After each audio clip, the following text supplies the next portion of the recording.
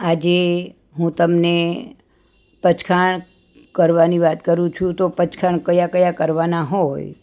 તો પચખાણમાં ચોવિયારના હોય પચખાણ, નવકાશી, પોરસી, દોઢ પોરસી, 2 પોરસી, અગર તો 3 પોરસી, અગર તો એક આસણાના, 2 આસણાના, આયંબિલ, નેવી આંબિલ, ટીવીએમપી, આરમ, ચોવિયારના પચખાણ. આ રીતે દરેક જાતના પચખાણ તમારે કરવાના હોય છે. જીવનમાં પચખાણ આવશ્યક છે. પચખાણ કરવાથી હિંસા આદિ આશ્રવના દરવાજા બંધ થઈ જાય છે.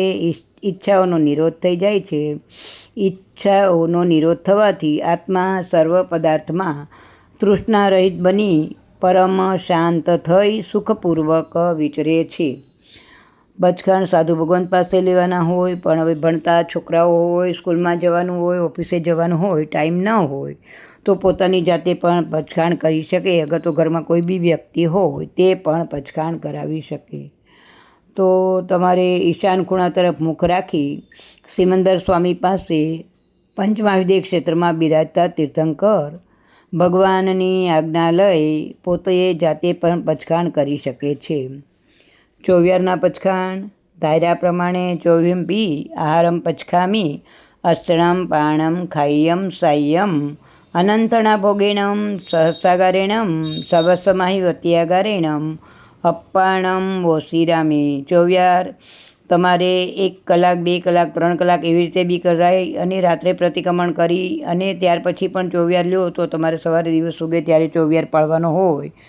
અને તમારી અનુકૂળતા મુજબ ચોવિયારના પચખાણ તમે 3-3 કલાકના પણ કરી શકો છો. 1 કલાક, 2 કલાક. કોઈ બી ચોવિયારમાં એવું નથી કે આખી રાતના જ ચોવિયાર હોય જ, પણ ન કરી શકતા હો તો તમે લિમિટેડ કલાકના પચખાણો લઈને કરી શકો છો.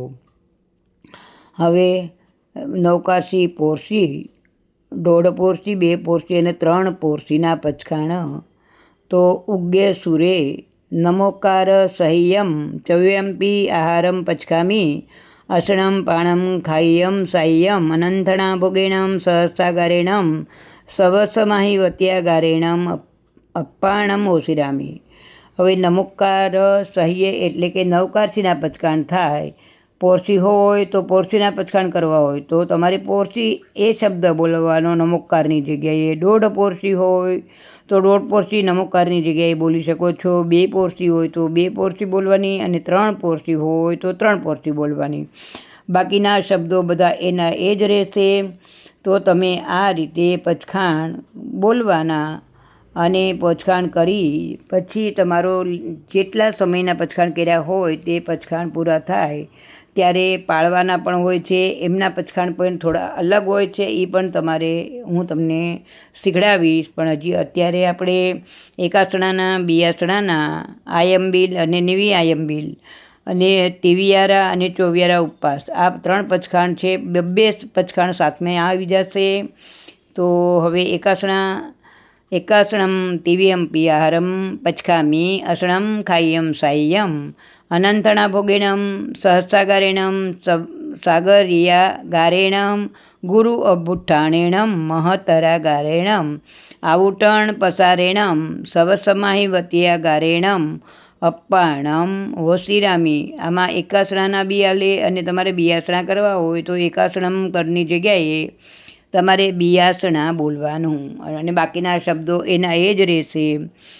હવે આયંબિલ અગર તો નેવી આંબિલમાં તમારે છાશ વાપરી શકો, મલાઈ કાઢેલી, અગર તો બટર કાઢેલી છાશ વાપરી શકાય. અને આયંબિલ હોય તો એમાં છાશ ન વપરાય. તો એના માટે આયંબિલ વિહિમતી વિહંપી આહારમ પચખામી અસણમ ખાય્યમ સાય્યમ અનંતણા ભોગેણમ સહસાગારેણમ લેવાણમ ગિહથ સંસ્થેણમ પળુચમક્ષીણમ ગુરુ અભુઠ્ઠાણેણમ ઉખ્ખિત વિવેગેણમ સવસમાહી વત્યાગારેણમ અપ્પાણમ વોશિરામી. નેવી આંબિલ કરવી હોય તો આયંબિલ વિહિમ તિવ્યંપેને સ્થાને તમારે નેવી આંબિલના શબ્દો બોલવાના, બાકીના શબ્દો એના એ જ રહેશે.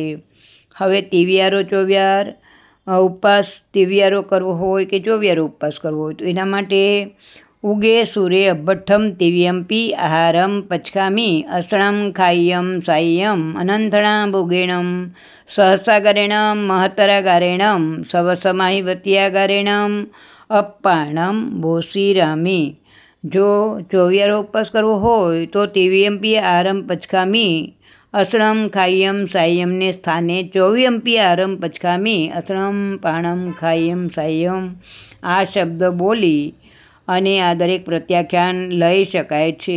હવે પ્રત્યાખ્યાન તો લઈ લીધા, પણ તમારે જેટલા ટાઈમના લીધા હોય એ પૂરા થાય ત્યારે તમારે એ પચખાણને પણ પાળવાની વિધિ હોય તો એ વિધિમાં પણ તમારે કઈ રીતે બોલવાનું, તો કે તમારે 2 હાથ જોડવાના, ઈશાન ખીણા તરફ મુખ રાખવાનું અને 3 નવકાર ગણી અને પછી તમારે બોલવાનું. તો સમકાયનમ ન ફાસ્યમ ન પાલ્યમ ન તિર્યમ ન કટિયમ ન સોહ્યમ ન આરાય્યમ આણાયે અણુપાલ્યમ ન ભવઈ તસમિચ્છામી દુકડમ. 3 વાર બોલી નમસ્કાર મંત્ર મનમાં ગણવા. આ રીતે પ્રત્યાખ્યાન પૂરા થાય છે.